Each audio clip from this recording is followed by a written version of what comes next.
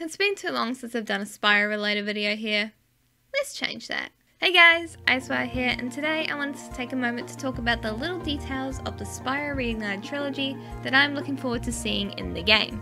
Of course, I could go on about levels, main character reveals, all of that jazz. But I think there are some details of Reignited that kinda go unnoticed, or for the most part, not talked about too often. So this is me talking about those, in particular stuff I'm personally excited for. Hope you guys have your trusty Dragonfly Psychics with you. Let's get right into it. First up is the Elder Dragons, and how each of them are unique now, and no longer plain and pretty much identical looking. Each of the Elder Dragons not only look unique, but have unique personalities and voices that come with their new looks. From Nesta's regal looks to Gavin's hipster vibes, I think it's great that all the Elder Dragons now feel more unique and like their own characters, rather than copy-pasted dragons with slight variations in scale colour. That one might seem like a pretty obvious plus point, I guess you could call it, but to me, it's just really cool, and it's something that I appreciate because the dragons didn't look too special. I'm very much appreciative to Toys for Bob for giving them a little bit more personality and love. Next up is Spyro's idle animations. One of the things I really liked when I originally played the Spyro games as a kid were the idle animations, as strange as it sounds.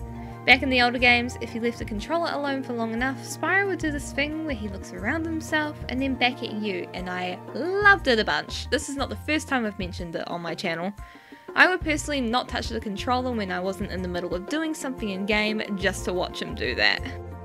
There are also some new animations too, with Spyro doing things such as licking his paws like a cat. Does he have paws? Or are they feet? I don't know. Anyway, and last but not least, this sleepy stretch thingy. It's adorable. I love it. Just look at him. He's so cute. Speaking of animations, one of the other things I really like about the newly reignited trilogy is the animations of all the characters themselves. Given how technology was back when the game came out, a lot of the character animations felt very stale and rigid, confined to one place and with some slight arm movement and occasional head bobbing here and there. Now it's much more animated and cinematic.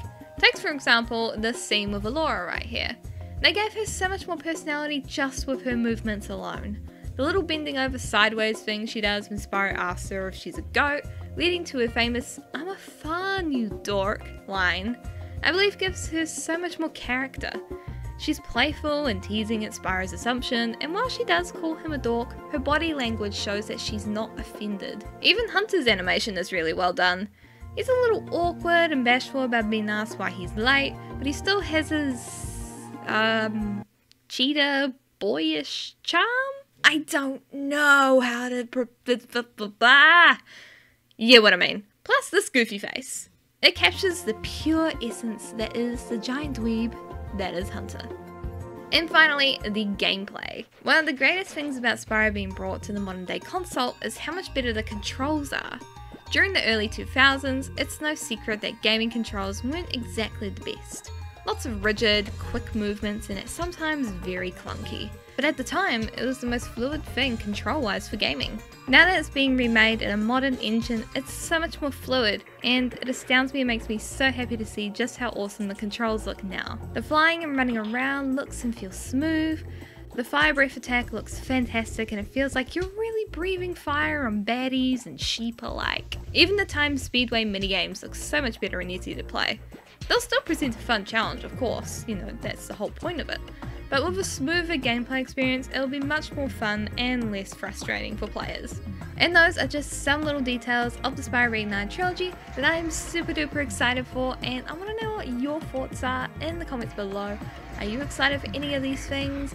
If you have your own list, I would love to hear it down in the comments below, and what you think of my little list. Some of them might seem like kind of obvious picks, but hey, I am nothing if not basic. I apologize if it's been a while since I have done a video on Spyro, and possibly a video in general. I've been going for a little bit of a tricky time lately, and you know, videos have been on the go slow because of it.